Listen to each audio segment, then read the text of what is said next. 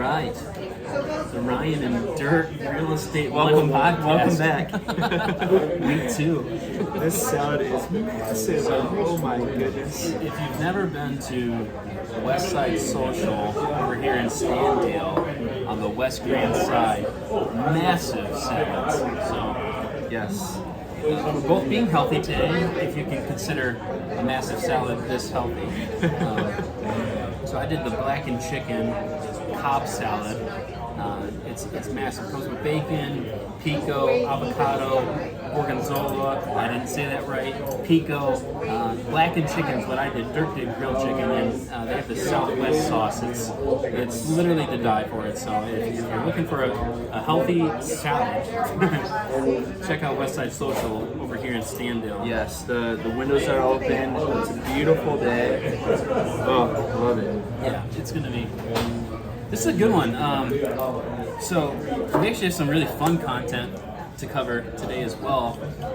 We're thinking we want to talk about lender creativity as a real estate agent and a lender working together, and what that really means is, do we trust each other? Can we build that rapport? There's not a better partnership that you can have than a realtor and a lender knowing how to work together, because that'll make everything for your communication, everything for our communication behind the scenes, how our assistants work together. Yes. Yeah. So Ryan, on that topic, why is that important? Because so many people, they think of us on the lending side like a vending machine. Like, you just get us the loan. That's the big deal. Why in this market and in real estate in general, why do you care who your clients are working with on the lending side? Well, first, let me dial that back. So when we get a prospect, an opportunity, a lead, right? We're first assessing what their motive is. And then we need to know how to direct their motive, direct their actions, because they're really relying as a real estate agent, not as a salesperson, right? Our license is called a salesperson, but what we really are, we should be counselors. We are advisors. In my buyers and listing presentation, that's what I call out. My license is a salesperson. I'm not a salesperson. I am actually a real estate advisor. So when someone is trusting me to advise them, regardless of me having lending experience or lending license previously, I have to be able to tee up that conversation that you shouldn't be treated as a vending machine, by the way. Thank you. Thank you. I like that analogy, though. So, for us, when we're discovering motive and timeline, their needs, their wants, like what you get from me is, I know your job a little bit, right? I'm not gonna, by the way, this dude's freaking amazing behind the scenes. He does all the things that I don't want to do, and he's really good at them, regardless of me being able to do underwriting, regardless of me being able to do processing or looking at income, any of those things. That dude is good, great actually. So I'll have the conversation with our clients, but when we're teaming you up, a lender, they might have one or two other three lenders that they're thinking that they want to get a pre-approval with, right? But ultimately, what I've said to my clients is, well, you've chosen me as your real estate advisor, right? So, in not so many words, what I say is, I'm advising you to use Dirk. That's right. It's like if they're adamant about using a lender partner that isn't you, I usually have a connection there too. And it's like, and I know I can say that in confidence with you. It's like, you're not gonna get every single one of my deals, but at the same time, regardless of the client that we're serving, I'm going to advise you who has the best communication, who has the best underwriter, who has the best processor, who has the best timelines, who's hitting those timelines, right? There's lenders that once you go under a contract, they don't care. Like, oh, our contract says we're closing in 35 days, 28 days, 15 days, right? Whatever we put in that contract, that's actually like, I tell my agents, that's a Bible, right? That's the truth. This is what we're operating by. Like, inside our contracts, that is the Bible. So I need to make sure whoever I'm advising or whoever you've chosen to work with, buyer, seller, that we hit those timelines, because there's legal recourse if we don't have those. Yeah, and I'll just piggyback. I think there's a lot of great lenders out there, and I respect a lot of them. I've learned from a lot of them. I've grown from a lot of them. But the scary thing on the lending side is there's a lot of ways that lenders can shift numbers or shift interest rates to make themselves look more appealing. And if you're a caring real estate agent, which I know you are, you care about setting your clients up for success. You care about setting them up with somebody that's trustworthy. And so, like I said, there's a lot of trustworthy lenders out there, but there are also a lot of people that are out to get their own money.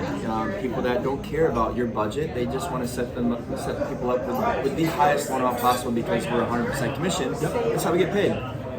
Or people that know they're going to get shopped, and so they will tell you, you have this great interest rate, but really they're baking in buy-down points for thousands of dollars that the clients are not aware of, and costing their clients thousands of dollars that they should never have been given or charged. So I know that's part of your thought process too. Is you want to work with people in this industry that you trust, and I think vice versa. I want to partner with people that I trust, that I can be honest with, that genuinely care for the people that we're serving, because it's a team effort. And buying a house is one of the biggest things that you can do. It's one of the biggest purchases you make in your life. So it's important that you work with people that you know care, and that you know you can trust. And I think the underlying force of that is the Holy Spirit side of us that guides our life, that guides our principles. We're not perfect by any means, but at the end of the night, we want to be able to rest our head knowing that we serve God and we serve our clients to the best of our ability.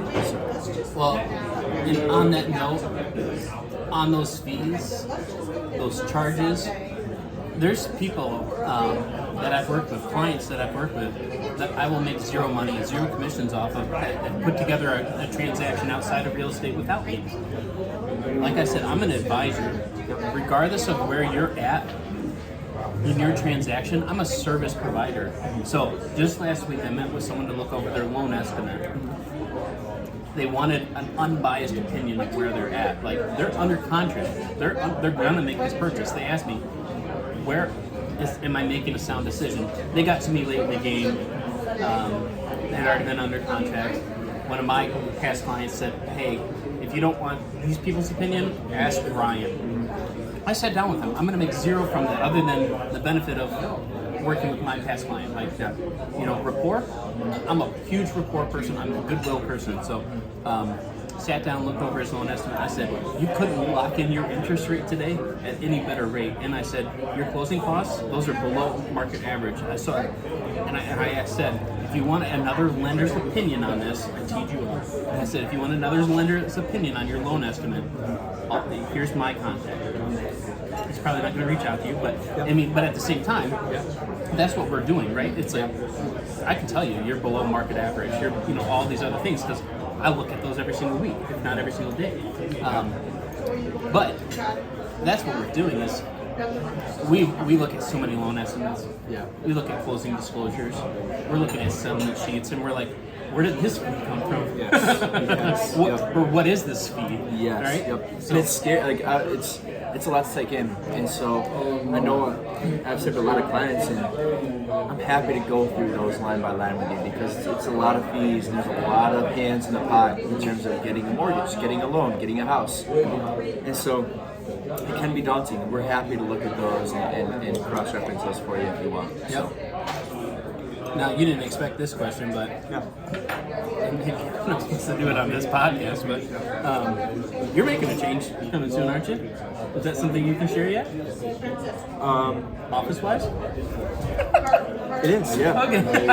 So, not like a crazy change. I'm still with Churchill, but we are actually relocating from our office in the Keller Williams building off the canal. We're actually going down to right off of Byron Center at 44th. There's an office building on the corner there, actually a little off the corner on Byron Center, that we are relocating to, which is kind of exciting, and it'll be a fun little move, and a few more stoplights for me to get to my office, but that's quite all right, and that's where we'll be now. So.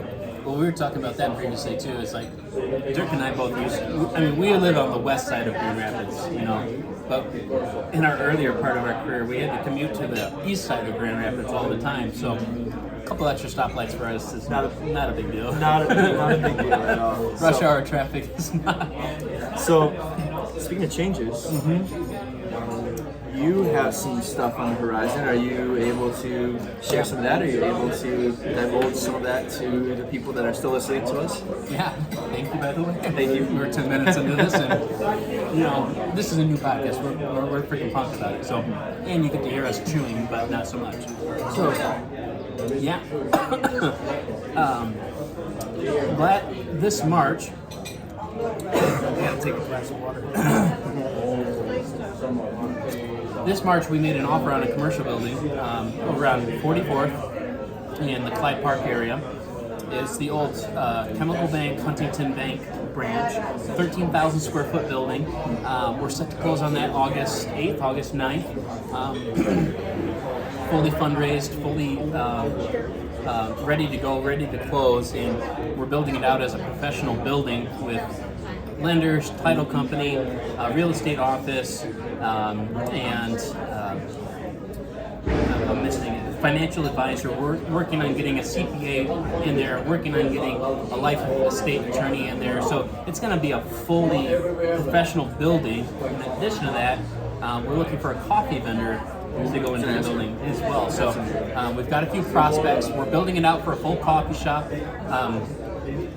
Coffee shop can have between 10, 20, and 25% of the square footage of the building. So they're going to have plenty of space for the patrons, 75 plus parking spots. It's a huge building right on the main of 44th. So yeah, we're pretty excited about that because we've already got about 90% of the building leased out. So it's going to be a huge endeavor for us, but at the same time, a huge announcement. So Prichard Properties team is moving into the heart of Wyoming, Granville, Kentwood. So That's amazing. yeah. So yeah. I mean, well, on that note too, it's like, wouldn't you want to know that we're still in business, right? Wouldn't you want to know that your real estate agent in a down market where production, like our last podcast we shared, inventory's down 10, 20, 30, 40, some places in your area that you're shopping down 50% listings. So wouldn't you want to know that your lender, your business, your realtor is still in business, and not only in business, but thriving? Like,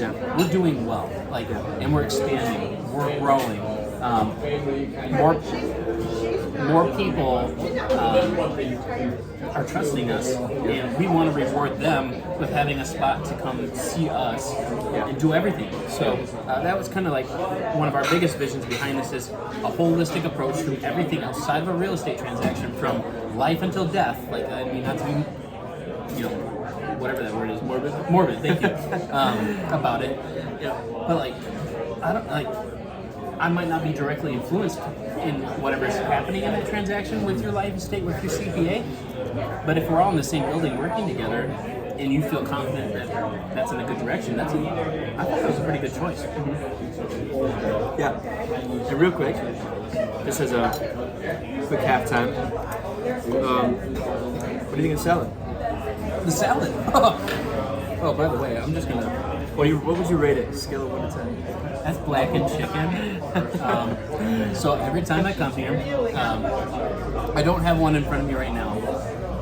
And maybe when the podcast is done and before we leave, they have a really nice half-liter Polliner here. So I don't drink very often, but this Brittany knows, like, on the very few occasions that I do, this is one of the restaurants that I do. So not to pronounce that I do that openly, but this is a good restaurant. So yeah, but blackened chicken, grilled chicken. What do you think? I think it's really good. I would probably give it probably an 8 out of 10. 8? Is it? I mean, I feel like you gotta save 9s and 10s. It's a salad, right? Like, I'm not a huge salad. 8's very high for me for a salad. So on a salad ranking, though, out of all the other salads you've had recently, I feel like I'm being peer pressured into. You are, yeah. I'll give it a 9. Okay, it's a 10 out of 10. Wow, 10 out of 10. The best he's ever had. It's the best. Up there. It's the best in this area until someone else shows me a better salad. Okay. Fair, that's fair. Okay, so back to real estate. You are somebody, I've worked with a number of really awesome agents, but you're somebody that is so creative and somebody that thinks outside the box. Some of the ideas that you come up with to get deals done. You texted me last night and I was laughing on my couch because I'm like, who does this? Who thinks to go?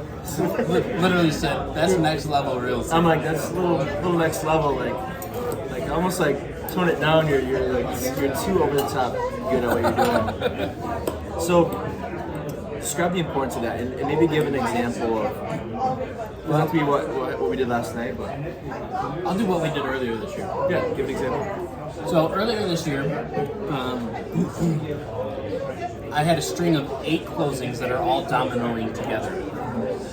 One buyer was buying in Holland, one buyer was buying in Jenison, one buyer was buying in Wyoming, one buyer was buying in Belgium. So all of those transactions, I had every single one of the agency sides in between that, except for the buy in Holland. I was only representing the buyer. So 8 sides of a transaction. Everything hinged on the last contingent. So it's contingent on the sale, contingent on the sale, contingent on the sale. Never in the rest of my career will I ever expect that we will have the opportunity to put together a transaction like that again. Something else that I do is this guy always has my finances underwritten. So he is like, when I have to make an investment purchase, he's already analyzed all my tax returns. He's already analyzed all of my businesses. So if I want to make a purchase, he says, Ryan, based on this and this income and this this debt structure, you can make this offer. But I need that for the creativity that we're talking about, right? It's not every time. So if you're watching this, don't count on me doing this unless, like, I'm still a buyer, right? I still need a deal. I still need to make sure that it makes sense. But if I guarantee you that your home's going to sell, it's either because I'm going to be your buyer or I have an investor buyer that's going to buy your house. So for this Belding house, I guarantee that we were going to meet this timeline. We had 1 weekend to get our buyer in Belding, the last domino, under contract. Got him under contract. That buyer had an inspection of the property. The home inspector broke a water line in the house and scared this buyer off. I had a plumber come out there. He said, the plumber broke the water line. Nothing's wrong with this house. And the inspector said it was one thing, but I had a professional plumber go out there and look at it. He said, no, these are certified plumbing lines. They're to code. You're fine. I said, okay, well, that's not what you make for the buyer. Buyer's scared. Regardless, I guarantee this time, I bought that last house.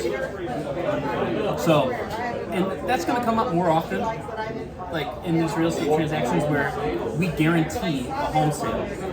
Guaranteeing a home sale doesn't mean guaranteeing a home price, right? It means that we will have an offer for you, whether or not you accept it, that's on you, right? Because like if you go visit my website, it literally says on there, we guarantee your home will sell. Fine print, we have a cash offer for you. If it meets your terms, your conditions, your walkaway price, you can accept it. Doesn't mean you have to, but we're guaranteeing that you will get an offer. Yes. So that's the creativity piece, and I've implemented that 2 times this year. And so you literally bought a house for a client, so that way all these other deals could go through. Yep. That's crazy. Yep. Is that scary for you? Is that something that you? I broke even. Actually, I lost $2,000 on that last year. But losing $2,000 versus the greater benefit of 4 people in my database, in my relationships, in my community, your community, getting what they consider to be their dream home. I will sacrifice $2,000. Of course, I make commissions on the other, right? But that deal specifically, I lost that house. The rest of the deals, it was a win, right? Big picture, like commercial buildings, big picture. Our relationships, big picture. Like we do stuff together. Everything's big picture. Like I'd rather someone. I'm not so naive to think that, like, oh, I have to break even or make profit on every single thing that I do. Because quite often, intangibles are there too. Yes. What do you say to people? Because we're in West Michigan, and a lot of us are Dutch, very conservative with our finances. I'm up there as well. You're somebody that has taken a lot of risks in real estate, and you've benefited from that. What do you say to the people right now that are scared? They're scared about the market, they're scared about the economy, and they're sitting tight, they're scared about the interest rates, so they want to sit tight right now. Whereas I feel like a lot of business-savvy people like you are using the opportunity to continue to invest right now. What is your take on that? Should people sit tight? Should people be a little more risky? What have you seen? What's your take on that? It was harder for me to buy properties in a multiple offer situation with 50 offers, even if the interest rates were better than it is right now. So for me as an investor, that's one way I'm going to look at it. Yeah. And then me as a home buyer, average home buyer, right? You know, our average home buyer is a household income of $56,000 to $75,000 in this area, and it's 1 to 2 incomes working. So I'll give you that perspective too. Me as a buyer right now, I'm negotiating more heavily better deals than I could at a 2%, at a 3%, at a 4% because of my competition. I had to forfeit other things. Those things still appreciated and made me a lot of money, so that's great. Right now, though, it's the opposite. I'm negotiating what I couldn't previously say. So, also, I know that a lot of people have exited the market, so if you're actually competing against less people, I can still negotiate those things on the average, right? The average demographic. I'm not saying anyone's average. So please know that median, average, whatever that is. If you're someone that's making between $56,000 to $75,000, $70,000 in this area, you fall in the bell curve of those averages. So knowing who I'm working with really matters because then I need to know what their affordability. We literally have to put ourselves in your shoes. Like I can't be an advisor if I haven't maybe lived in your shoes, have a perspective, or literally like you and I are having conversations. This is their motive. This is where they want to go. This is what their availability is. Right? You and I are so close in that when we talk. It's like people call me. I'm like, I just had this conversation with Dirk, and you already know everything. Oh, I just had this conversation with Ryan, and Dirk knew everything. Like, we're on the same page. We're on the same page. There's no lag time. Yep. So, would you make the purchase today? Yes, make the purchase today. Outside of those circumstances of interest rates being ready and increasing, job market, as we said in the last podcast, has never been better. Never been better in an inflationary market than it is right now. Yep. So there's too many jobs offered. There's actually employers saying that they're really slow, but they still have need jobs because the vice versa of that is you're slow, but people still aren't showing up for work. So what's the solution? We don't have a solution to that. But what I can say is people are moving to our area. Because people are moving to Grand Rapids, West Michigan, the Lakeshore, Muskegon down to Saugatuck, into Grand Rapids, our metropolitan areas, through Grand Rapids, through Pioneer Center to Kalamazoo. Those are hotbeds right now. Because if they're leaving the east or west coast and they still love water, you can't drive. There's a statistic out there, I don't know if it's 50, 20, or 15, or 5 miles, but you can drive whatever that is within 50 miles. You're like, I feel pretty confident in that. And you'll hit a body of water in Michigan, right? So, tourism, food and beverage, healthcare, education, furniture, manufacturing, and education. Small businesses are thriving here. So it might not feel like it sometimes because locally we're still going through inflation. But external to us in the nation, we're top 2 metropolitan area to live. That's amazing. So what are your thoughts on people that wait? Do you see the market, the real estate market, decreasing at all? Do you see home prices going down at all? Is there worth to waiting for interest rates to drop? What are your thoughts on that? We're going political. Let's do it. There's an election cycle coming up. The same thing I tell all my buyers: 50% or 40%, whatever the sway is, are going to be happy with whoever gets elected. So one way or another, some portion of the population is going to be happy with the change, right? Whatever side of that is, those people are likely to be buyers. Whether or not you're one side of the coin or the other, those people are going to be happy. The other things that are happening across the pond, war. That's my only big fear. Is I've not seen a draft. I've not been drafted. Like, one of the reasons I've not put myself into like military service is because I don't want to be first on a draft. I don't know if that's even how it works. I've got a bad knee, so if there's a draft that comes up, I can't go. I got an old knee. So those are my big concerns: is what's truly going to happen across seas, and if it goes really, really bad, that will impact real estate. Yeah. But I'm not hedging on fears. I'm hedging on how is the market performing now? Yeah. What has the last 1, 2, 3 years of the conflict happened? Like, what has it happened to us? Until there's something to be fearful of, I'm not going to be fearful of it. Yeah. So I'm making hedge bets against that. Yep. So then I have to narrow that down from an international view down to a national view, down to a state view, down to a local view. So if I'm looking at this underneath a microscope for our area, buy now. Do not wait. Yeah. Well, I think we're at that time. Yeah. So we got to finish the salad, We're only halfway. which is very good. And Literally halfway. but we appreciate you guys. We appreciate you spending the time with us. Thank you for being invested in us and supporting us in every way possible. If you know of anybody looking to buy or sell, please pass their information along. That's the greatest gift you guys can give us. So please do that. But regardless, enjoy this week. We wish the best for you guys. If you guys need anything, if you guys, even if it's simply prayer, like we are here for you guys. If you just want to talk real estate for a little bit, give us a call. We like talking real estate. We like talking about the market.